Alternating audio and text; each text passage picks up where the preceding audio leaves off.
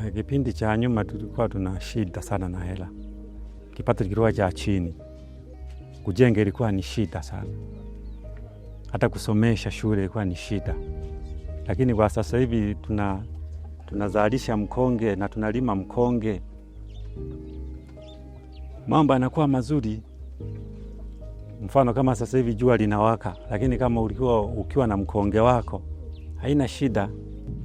Uliwa mwana toto. Shamba ni liane pye. Liane pye ndi kwande chukolo mimpulo ko pye. Nugiza kuyu. Huko nuko. Kwa mwaka huu nimeuza tani 6. Ndio nikapata milioni 9. Nikajenga nyumba.